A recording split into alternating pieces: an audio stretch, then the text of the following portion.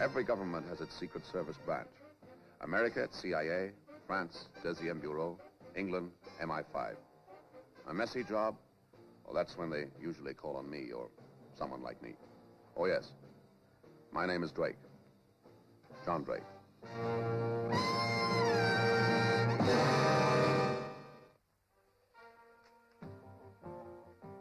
Clear the lot? Yes, sir. All right, carry on, Doctor.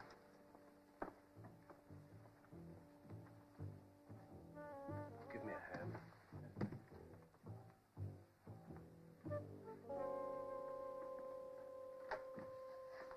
Mr. Hardy. Looking very spruce, Drake. Right the man about town. I was at the theater when I got your call. Good show. Julius Caesar. Culture. Come in here. There's more room. Thank you. Who was he? Another noble Roman, Pietro Lambrosi, the Italian minister who was so outspoken at the conference. He was a good man. Many enemies. Pattern, same as before. Mm-hmm. Well, you asked me to give you the earliest possible warning in case anything like this should happen again. Thank you. This brings the score up to 7.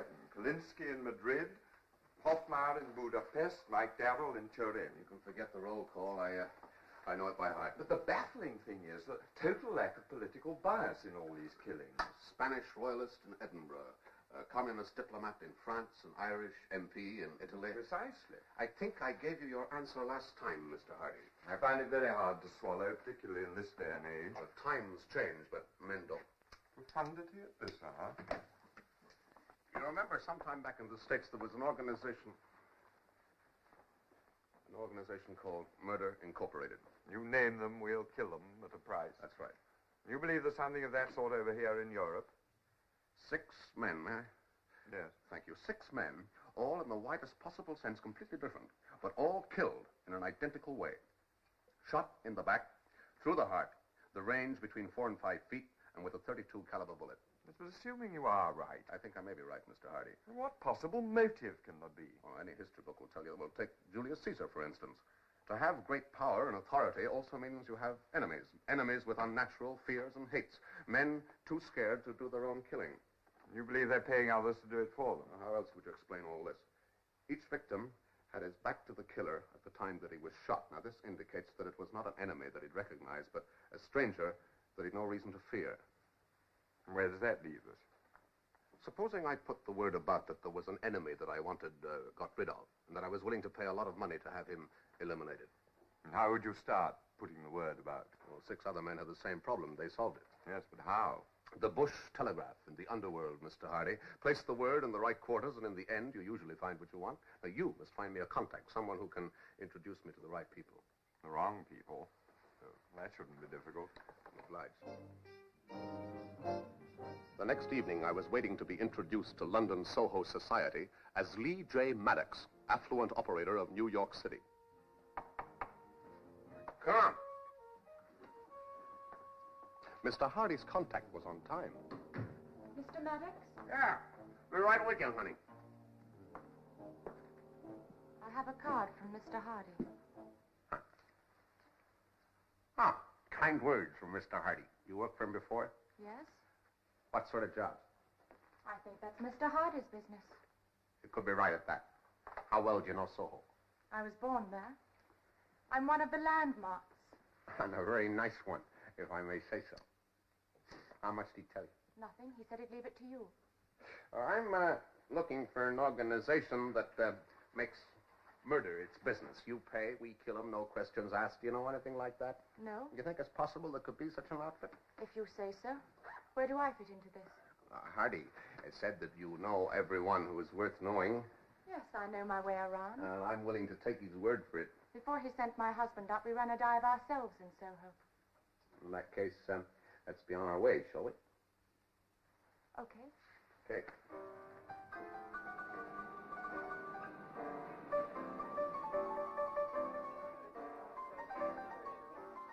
was tougher than I'd anticipated. For 3 nights, all I got was the old-fashioned runaround. I was trying to hook a big fish, a killer shark, and I was ready to play out my line a long way.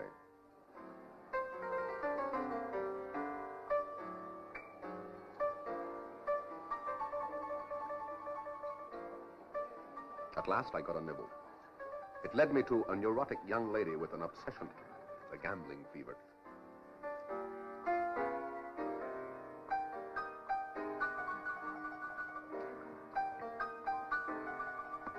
No for long.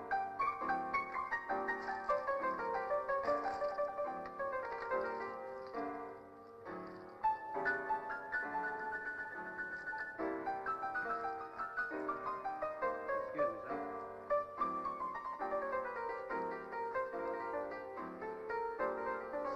So the fish was off the hook. But later that night, Kim called at the home of the gambling lady and brought her to my hotel. A rustle of green paper soothed her nerves. She thought the name I was seeking was Collingwood Nash. The card said as much. They said more.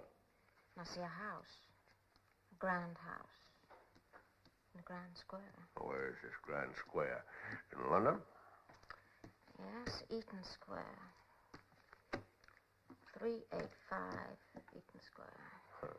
Okay, honey. But you cheated, didn't you?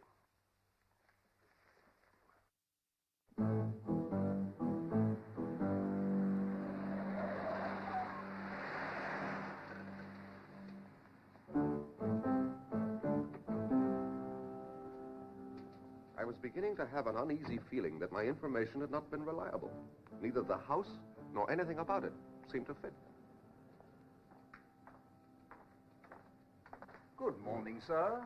My name's Maddox, Lee J. Maddox. I want to see Mr. Collingwood Nash. I'm afraid he's just leaving for the races, sir. Well, I have to say, won't wait. What is it, John? A Mr. Maddox, sir. He insists. Maddox? I don't think we've met before, have we? Ah, there's my poppet. Well, my little darling, and how are you today? Oh, Elliot, please don't excite him. Bless my soul, my own child, too. Well, he's just had his bottle. Come on, Annie. Maddox, you see? That's right. It's confidential. I'm afraid I can only spare you a moment. I'm just off to ask her. Come in here, will you? Thank you. Ah, nice little spread you got here. I'm glad you approve. Now, what can I do for you, Mr. Lee J. Maddox. Of course, forgive me for being so vague. I've other things on my mind. I've a horse running in the 3 o'clock. Yeah, I know the feeling. You a racing man? Yeah, Belmont, Saratoga, Churchill Downs, happy times. Not anymore, I'm afraid. Now, if you'll tell me your business. Got your name from a mutual friend. Indeed. Yeah. It's my first time in Europe. I'm a little out of touch in these parts. Back home, I wouldn't have needed any help, but a certain situation has arisen here, and I understand that you're the man to square it. Well, what kind of situation? I want to get somebody off my back. I don't understand. I want to get rid of somebody. You mean you want to dispense with somebody's services? Yeah, you could put it that way. Could you be a little more explicit? All right, Mr. Nash. You want it on the line? I want somebody eliminated, disposed of, rubbed out, 6 feet under. The sooner it's done, the better I'll be pleased.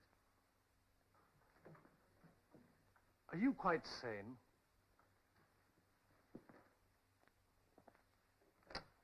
Charles, show Mr. Maddox to the door. He's leaving.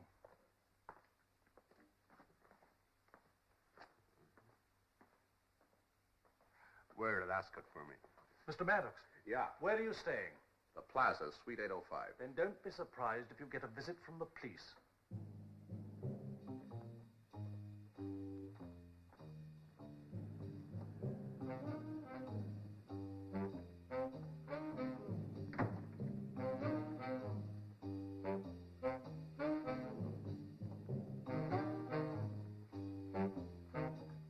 Cosmopolitan Services, Mayfair 0051. Our representative called when you were out. She will call again.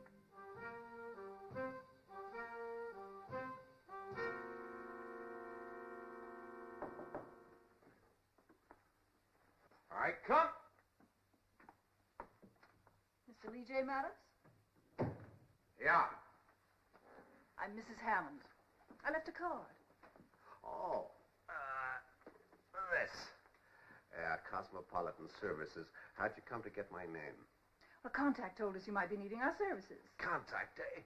And what particular service was mentioned, Mrs. Hammond? Why, contact didn't particularize, Mr. Maddox. And what services are you offering? We have a slogan that says it all. You name it, we supply it. Such as? Anything, Mr. Maddox, just name it. Anything? Please, Mr. Maddox, you don't have to spar with me. I want to help you. Now, what do you want? Supposing I wanted a man killed. Could be arranged. I'm not joking, Mrs. Hammond. It's not a thing to joke about, Mr. Maddox. All right. So what's my first move? You've made it. It'd be expensive, of course. We'd want $50,000 in used bills. Once the fee is paid, you leave it all to us. It's a lot of money. I'd expect results. We never make mistakes, Mr. Maddox. That's reassuring. You got yourself a deal, Mrs. Hammond. Good. You'll be hearing from us. And don't allow anyone to follow me, Mr. Maddox. As if I would. Well, the deal's off. I'll be seeing you. You must have the money here by 4 o'clock. 4 o'clock. Okay. 47, 48, 49, 50. Do you want to count them, sir? No, I'll take your word for it. All right. Alex. Okay. Thank you very much. Thank you, sir. Thank you. Good day, sir. Good day.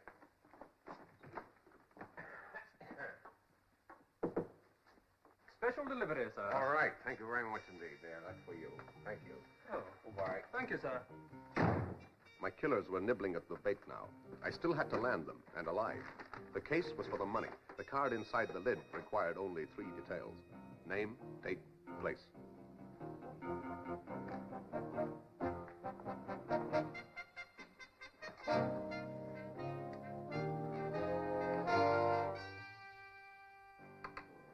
Name, Ivor Towers. Date, July 14th. Place, Hotel Gustave Lyon, Paris.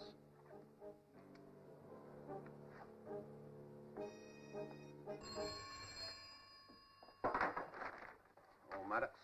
Good afternoon, Mr. Maddox. Cosmopolitan Services. You received our container, Yeah. and you're ready to deliver it, Yeah. as instructed. Yeah. As instructed. There's a card attached inside the lid. I've filled it in. Splendid. Then would you please leave your hotel immediately? Standing on the same side of the street, you will catch a number 74 omnibus. 7-4. You'll have the container with you, of course, and filled. Yeah. Sure thing. What next? You can safely leave the rest to us, Mr. Maddox.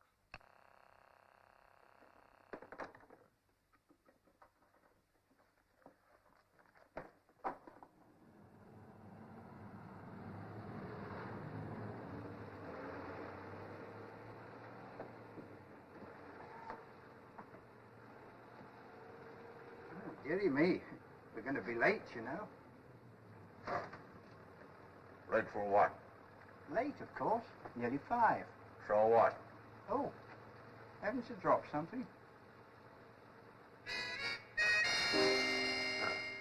Seems so I have.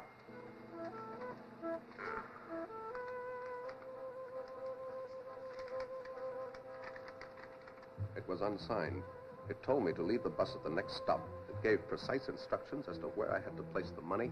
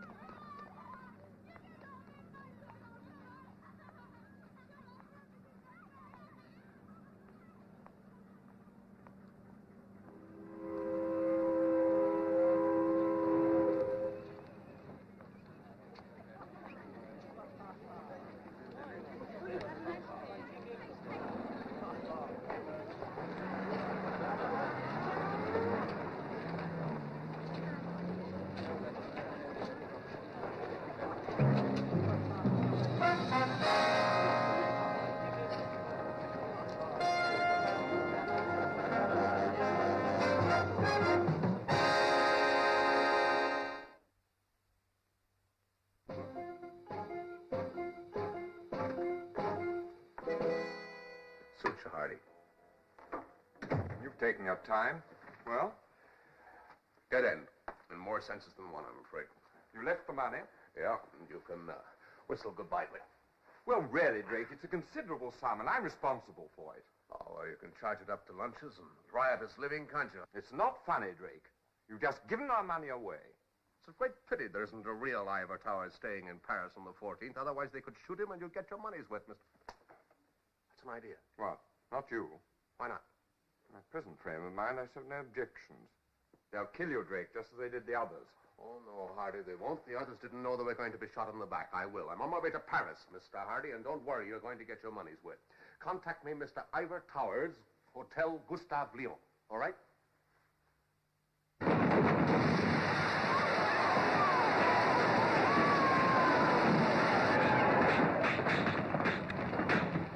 It was the 14th of July, France's day of jubilation, when I arrived in Paris to keep an appointment with a stranger in a small hotel.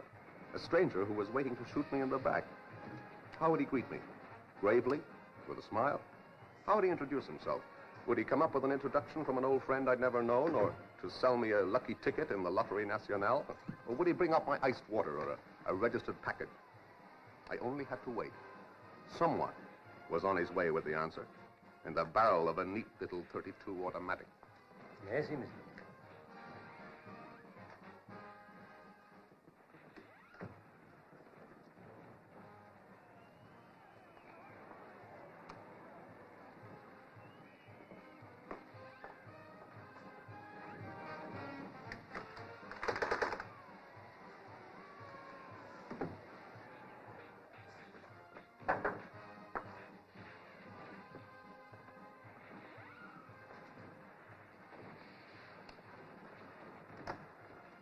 What a night. The French have all gone mad.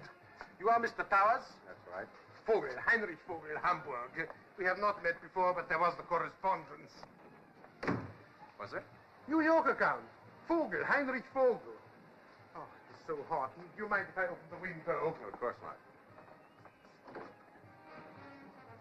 You have a glass of water for me? Sure. Vogel, you said? Hamburg. Consolidated Plastics. You are Mr. Towers of New York. That's right. My name's Towers. Bob Towers of Incorporated? No, Ivor Towers. No. It seems as though we both got the wrong man. It happens. In Paris on 14th July, anything happens. Anything. I hope you will forgive me. I do apologize. 1,000 pardons. I couldn't help it because I didn't know what was going.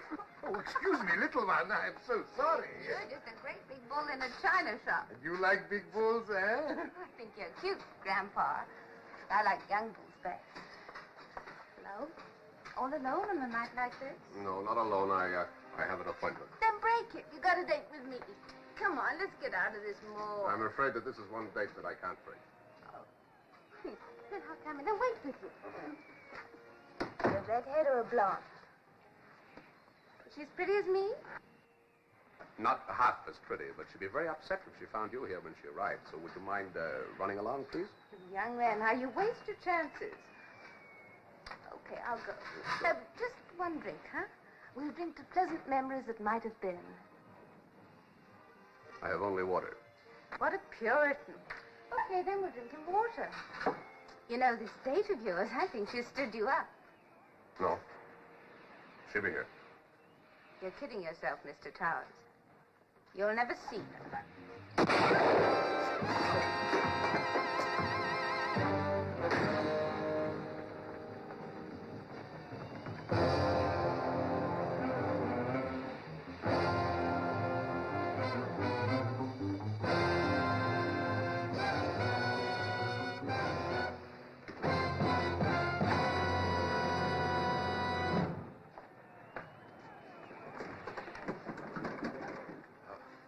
Davis, on our way down now. Brunette, gold lamy dress. Don't let her out of your sight.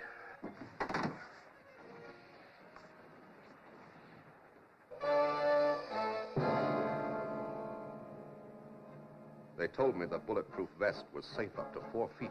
I was very glad she hadn't come any closer.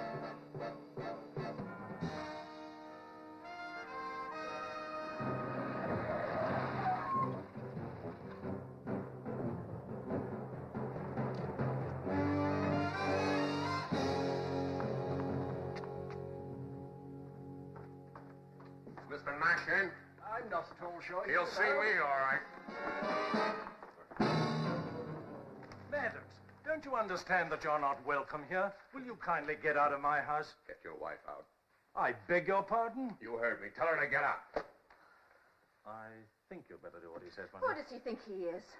If it was any of your business, Mrs. Nash, I'd let you know. As it's not, I'm telling you to get out! Oh, my dear.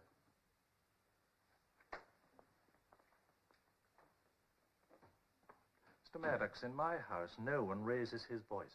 I'm going to raise a lot more than that. Will you explain yourself, please? I paid your ham-fisted organization $50,000 to have Ivor Towers rubbed out. What is this? $50,000 for nothing.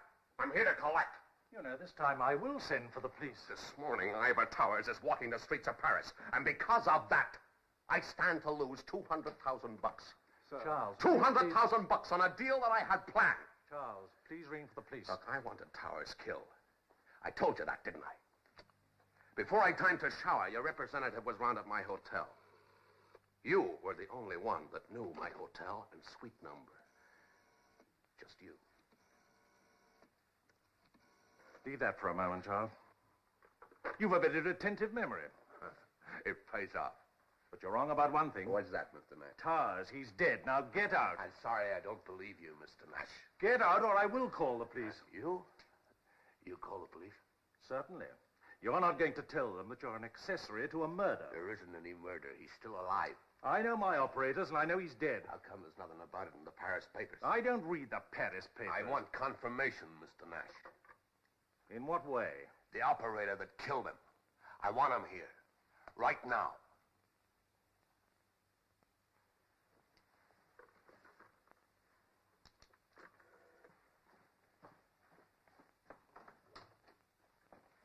Good afternoon, miss.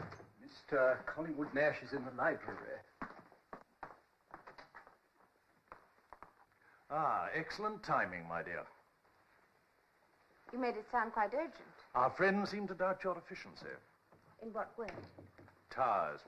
They say he's not dead. Of course he's dead. I shot him through the heart. Who says I didn't? I do. Towers. And very much alive.